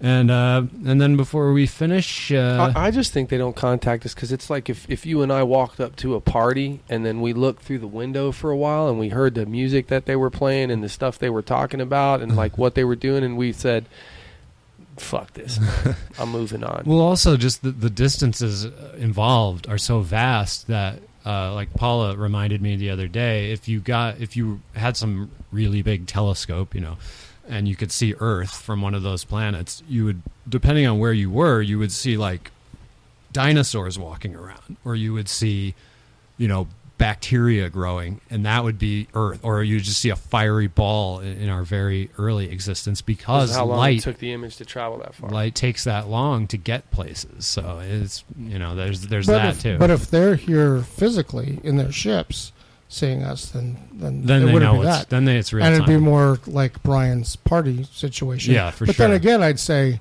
Did come you on, see that thing you don't think from you were Snowflake John yesterday? You don't think you were John if you were on a 2 million light year road trip and saw this party, and you went in there, and maybe you hated the conversation, you hated the music, but there's a keg and there's some hot chicks, you still wouldn't go in. Well, we'd probably grab a couple cows, probe a few people, and exactly. take off from Mars. I'm probing somebody though for sure to answer your question. Yeah. I didn't bring that probe all this way for nothing. There's no mystery about the probing to me. That's just common sense. That's happening, baby. As soon as you meet an alien, you stick something up its ass. We're going to mutilate 2 cows and probe a couple folks from northern Arizona. Maybe they heard the guy fart and they thought that was his mouth, and that was their language. Yeah, come get me. He said, beam me up. Yeah. He said, beam me up. People say, beam me up every day on Earth. So all we're doing is obliging. Yeah. What's your take on the thing that from Snowflake yesterday, that weird little thing in the sky? Did you see that video, Mark? No. There was a cool UFO sighting in Snowflake, Arizona, where it was a vertical cloud, if you will, of gas or smoke that was extending from high up down low. In other words, it looked like something that was on fire was falling, like a rock or something. But then there would be the gaps. second one came up, though. Oh, there was an up? The second one came up. Well, the first... And then then I watched 2 just form out of nowhere and come and go down. I missed some There's of that. 4 of them. It's like a 5-minute video. Because what was weird about it was that the trail of smoke stops, and then it resumes farther down and stops, and then it keeps resumes going, right. again. And that's that's not a meteorite. And they were at different. They were at different levels too, like back in perspective. Yeah. They weren't like right on top of each other. They were staggered. That's my bone to pick. Because Joe Rogan, when he started, he was just buying into all these crazy theories about aliens and stuff, and it made him famous. And now that he's had so many brilliant people on, he's totally backing off from that image, almost to a fault now, where he is almost skeptical about some of these things. And he's saying, if there were so many aliens, now that everyone has a camera, wouldn't we be seeing tons of UFO videos? And every time he says that, and he said it a bunch of times, I'm like, dude, we do have tons of UFO videos. There's tons. Right. You can't act like they've all been debunked scientifically. Well, did you? Okay. They might all be fake or something. I mean, UFO just means unidentified. It doesn't mean alien. Right. So, well, unidentified and flying and object. And some look exactly like, otherworldly crafts, and those might be fake. They might be Photoshop, whatever. But we don't know that they are. Well, so it pisses me off when he says that, because it's you're acting like we know that every UFO video is fake. Well, but did you guys see the video from Florida a month ago or a couple weeks ago? No. So it was when they sent a rocket up into space, and then there was video from Puerto Rico and Cuba and maybe even Florida of this, and it looks like it's at night. But it looks like this cloud, this flaming cloud, just going across the sky horizontally. And, everyone's like, oh, what the hell is that? Blah, blah, blah. And it turns out, it's the fucking rocket that NASA shot up. But, when you look at the video, it definitely looks weird. Yeah, it's Luke Air Force Base is that? right up there. And then Nellis, where they test all kinds of shit out of, outside of Las Vegas, they have all those experimental planes out of there. So, who knows what they're testing. But that was a weird video, man. It didn't look normal at all. Just imagine what all the... what the cutting edge of R&D is with the government and some of these companies right now. Well, and I read enough stuff science, we know about. I read enough science fiction and weirdness to think about them reverse engineering shit and trying to... Well, did you guys see that I don't video believe, from 20 years ago in Phoenix When Phoenix there were, Lights. All those Yeah, lights, all the yeah. lights. That is crazy. And the ones They over still Mexico, haven't said what that was, right? the ones over Mexico City, all those weird floating orbs that like millions of people But witnessed. The Phoenix Lights are insane because the video of it is pretty damn good. It Yeah. goes for an hour. yeah, Oh, and a ton of people saw it. Tens of Tons. thousands of people witnessed it. I remember seeing it on the news that night. Yeah, Like that night, they're like, "What is this?" yeah.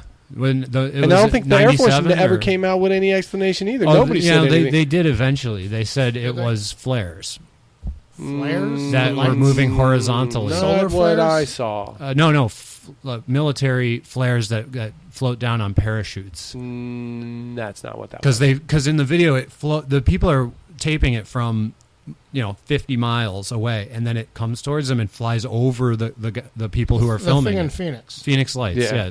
It's like a So- triangle of Yeah. lights. Yeah. So they Their explanation was flares. okay, but why did they send these flares out above Phoenix? Yeah, I don't. That's well, classified, Mark. I could tell you, but I'd have to kill you.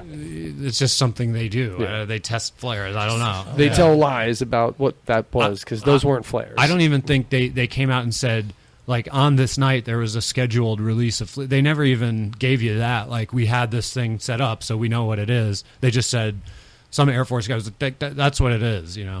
So that is a really interesting case. And then the other cool thing in science news is Homo naledi, a new ancestor of humans found in Africa. Yeah.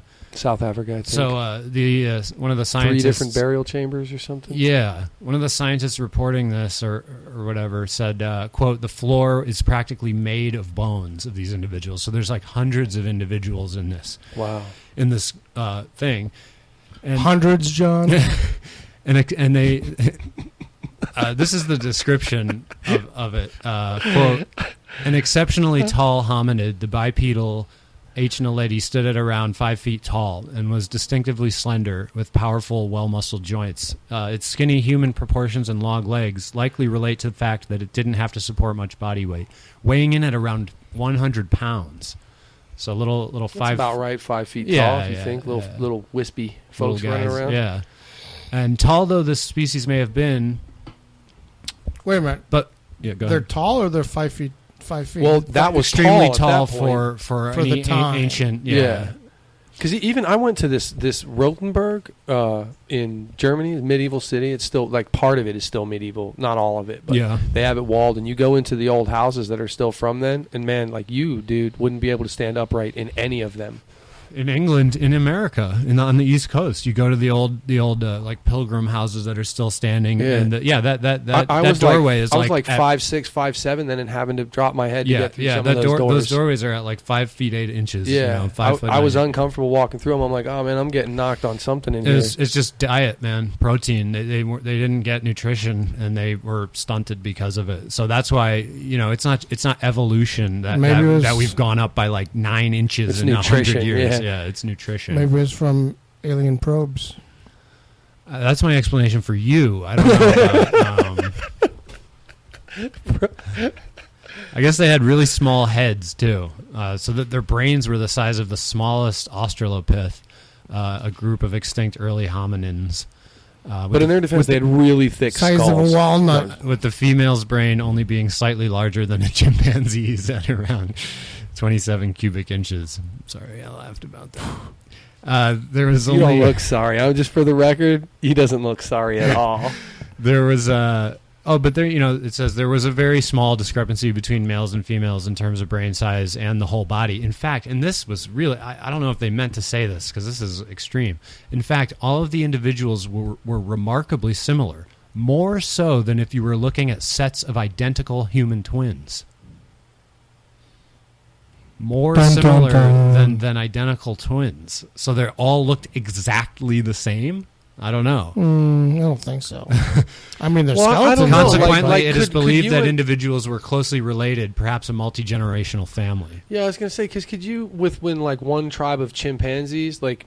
Could you tell the Oh. difference between 15 different chimps? Hell Like no. after you get to know them, Unless you they had could, like a patch of maybe. hair missing or Yeah, something. or some really distinctive feature. But I mean that like Yeah. And the really remarkable thing about this find is that these millions of year old creatures were all found in this burial chamber, and they're 70% sure. There's some order to that. They're 70% sure that was intentional. That they put their dead in there, and that shows an extreme level of organization compared to other. Yeah, no matter what the reasons were, no matter if it was to revere them and to respect their death, or if it was to like remove them so that they couldn't contaminate the area, whatever that would it was, be even more advanced. Yeah, whatever it was, they had a fucking reason for doing it. Reasoning. This was in South Africa? Yeah, I don't think South. Was it South? Sure? I think it was South Africa. It was in Africa, but I can't tell you where. I think that's a lot of it. South Africa's big, man. It's a big country, yeah. But did you read that story about? I think it was in the UK. They found this cave that you could only access either by climbing down a sheer wall cliff, or else when it's low tide, you could walk across this beach, this rocky beach, and get to it. And there was supposedly tons of bones there, and they had, I guess, some children's heads on posts of Homo sapiens. Yeah, Homo sapiens. And then there were like heads on posts. Yeah, children's heads on posts. But what it was is, I guess it was like a burial chamber. Yeah. And after they would bring their dead here, and then after they were dead, they would chop off. And I don't know if it was all children's heads or if there were any adults, but they'd chop off these kids' heads and put them up on a post as like a sign of reverence, as like a tribute, rather than like they did it as some kind of torture thing. They spilled their milk and therefore they were beheaded. Yeah, right. But I was just reading about that too. That's awesome. Yeah. Well, anyway, I mean, if you guys are interested in ancient and kind of fringe theories about ancient civilizations and how advanced they might have been, Graham Hancock is the great British writer on this subject. He just released a new book called Magicians of the Gods, and he doesn't believe in that aliens came to Earth or anything, but he believes that civilizations were far more advanced, and that at around 12,000 BC. There's tons of evidence for this, a massive impact of a big rock from space, which is how everything always gets wiped out on this planet over and over and over, all these massive extinction events, and that almost, most humans were killed. And a lot of technology lost. Technology and the more you read the evidence for it, I'm telling you, man, it's really convincing shit. And as the new geological data comes in, which they're getting from these massive ice core samples in Antarctica and other places, they're finding climatological events at that exact time that caused a giant shift. And so this sheds light on the issues of like the pyramids, for example, where they really have no idea what those pyramids are for. Like the Great Pyramid, there's no writing on it in the inside at all. And there's the King's Chamber, supposed to be a burial place for the pharaoh, but there was never anything found in there as evidence of that. Yes, there's a sarcophagus in there, but there's no remains or any other indication that a royal personage was buried there. And yeah, but there had been a bunch of tomb robbers, right? Oh yeah. Well, so actually, on that one, I think they breached that one on their own. Tut? No, not well. Yeah, no, he wasn't in there. I don't think. This is the Great Pyramid of Giza. Yeah, and then, and it's well known that these pyramids were built in the Old Kingdom. And this was right at the time when Egypt was becoming a civilization, supposedly moving from hunter-gatherers and stuff to an organized culture that could build this incredible monolith, the last surviving wonder of the ancient world. So it's very mysterious how, the mainstream view says that these greatest architectural achievements of all of Earth's history were done right at the beginning of Egyptian civilization, not 1,000 years later when they were way more advanced and involved in the world economy and stuff. So a lot of questions about that. So what do you think, that they were already there? Yeah, I believe roughly that the Egyptian society culture was far more advanced than we give it credit for. Very powerful technology, possibly things. So you think they evolved out of that hunter-gatherer state way before we're thinking that they did? Yeah, way before. I think they recovered the technology that was lost in the 12,000 BC impact.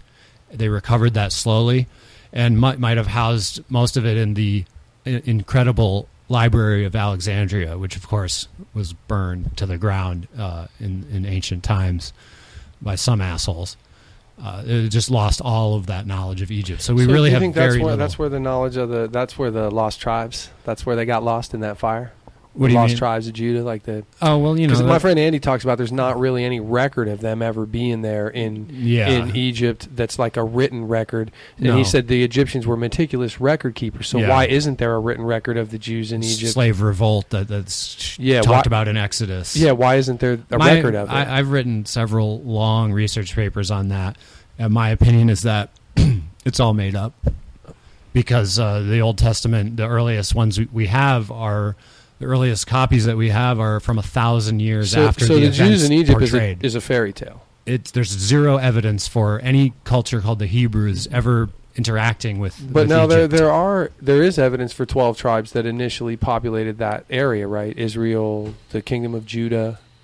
I don't think so. No, they were what non-Jewish scholars think now, and some Jewish scholars, is that the Israeli people, well, the Hebrew people came from Canaan.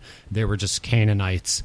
There's a lot of connections to other Canaanite religions, and they were sort of a little group, and they branched off and became the Holocaust class I took talks about the separation of like David, and they stayed in the kingdom of Judah, and then the 10 tribes went north to the kingdom of Israel, and then the Sumerians and the Babylonians came through and fucking wrecked them, and that's where the 10 lost tribes. Yeah. went.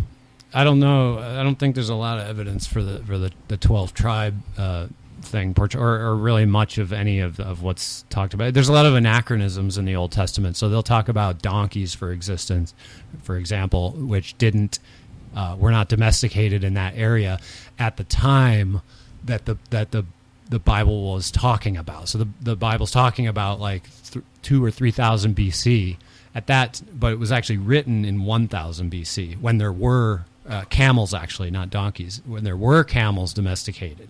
So they were writing it in 1000 BC, and they were like, "Oh, we have camels," and they weren't archaeologists. There were no such thing as scientists back then. So they were saying, "Well, we have camels, so I'm sure Moses had camels too. So we'll just write that in." And we know that there's no domestic camels in the Middle East in 3000 BC. Yeah, right. So, well, all right, that was a good one, guys. We went east, west, north, south, to hell and back, and it was great. My point of my rant in the beginning about radical agnosticism and how it's tapping into something, I believe that. So I'm going to try to start getting this podcast out more and, marketing it, if you will, a little more. And any help that any listeners can give would be much appreciated, because I think it does tap into something. I don't think it'll ever be some kind of superstar thing, but I think there are a lot of people out there who appreciate this approach, because we get into it. We'll even put the anger into it, but never to the point of disrespect or ruining a friendship. And a lot of times it makes me go back. Like the stuff that we get the most heated about, I look into it more.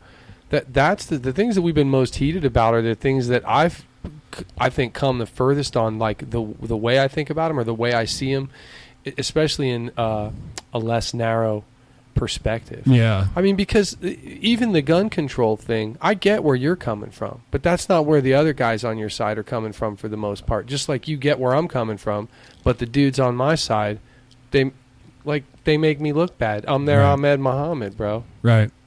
I'm the kid with the clock. I agree with you on that completely. Got to show them what time it is. Yeah, so I mean, they do. So for people who are listening, they do, man. I mean, we disagree about a lot of shit, but we find common ground. Yeah, and my whole goal is to not be invested in any belief to the point where if I'm shown evidence against it, that I'll just break down and just scream at the guy for showing me said evidence. Now, I know I do that sometimes, but I'm trying to do that less because it's not me. That's no issue is me.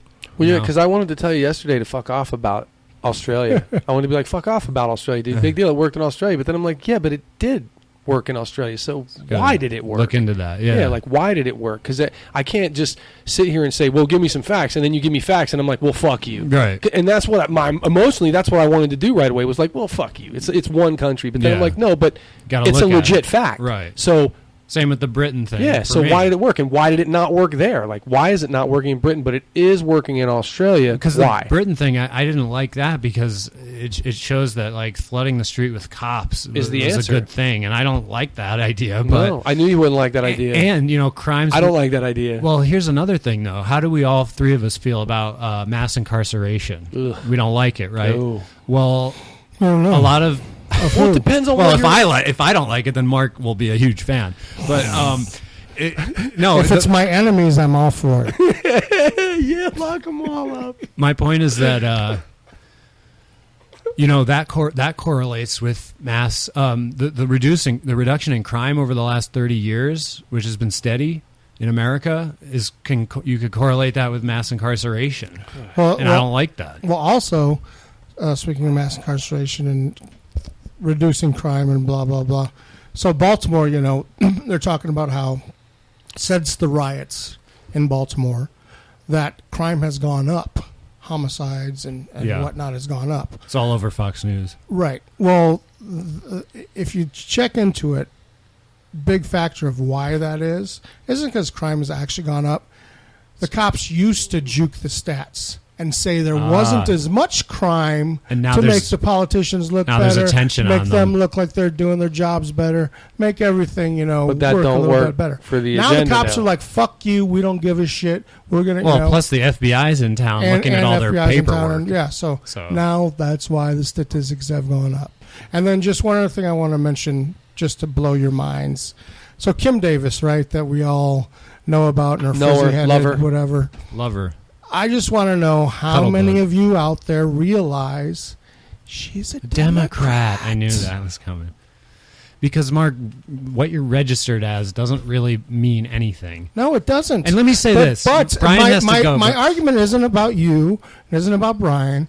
My argument is about people who are registered as a Democrat and like to think that everything a Democrat says and does is wonderful. Well, they're idiots. Everything. Well, of course, but I just want people to realize that, and conservatives too. Yeah. You conservatives who think that everything a Democrat does is 100% evil. Guess who you're supporting? A Democrat.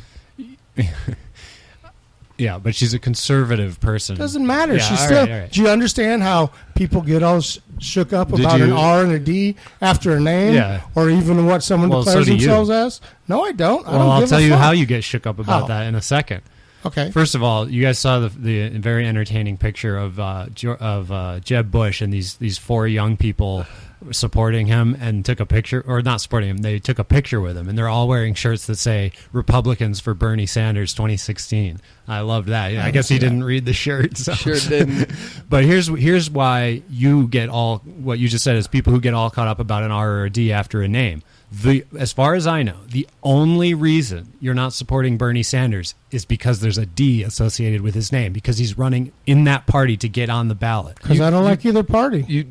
You just got all tied up because there was a D next to a name. I'm not tied up. It has nothing to do with his I don't politics. like Republicans. Nothing to do I don't with, like Democrats. Has nothing to do with his voting record. I'm not nothing going to do with. I promised myself I would never vote for another Republican. Is that or ideological Democrat. or what? So you That did is kind of get ideological. caught up in that D and that R, because I remember you saying, no, he's not an independent. He's a fucking Democrat because it says Democrat. Yeah. So you are kind of hung up on that D. If he ran as an independent, then he'd be an independent. Okay, but He's doesn't running that as make you hung Democrat. up on that D behind his name, though?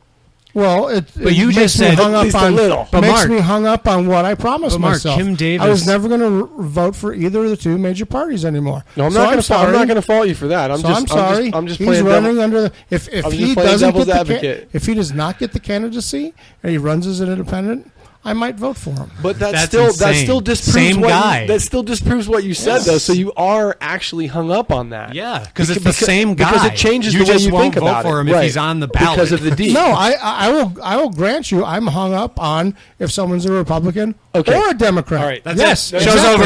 Stop. But, Goodbye. but I'm not for one and against the other. No, I get you. No, I I'm know, against yeah. both of them. Yeah. Because they're I'm both against wrong. both of them. Here's the thing about Democrats and Republicans. Yeah, you're both wrong. And you're both right. It just seems like I totally get your resolution to never vote for. I that's something I would like to do that I might have done, in the past. But to me, this case is a technicality, and you're looking at the exact wording of your resolution rather than the spirit of it, because this guy isn't an establishment Democrat. He doesn't have the support of any of the Democrat establishment. That's true, but it's also true. I don't know. Maybe I've already said this, so stop me if I have. But Sanders came out a couple weeks ago saying, "I am the only candidate that's going to tell you this. Even if you vote for me and I get elected, I can't change a thing. Beautiful. No matter True. who you vote for, it's not going to make a fucking bit of difference against the lobbyists, against Wall Street." The only thing he did say it will change is it'll create a shift in the paradigm and a shift in thinking. Right, that's what he said. Right. His election, what he's running on, is trying to start a grassroots campaign, right.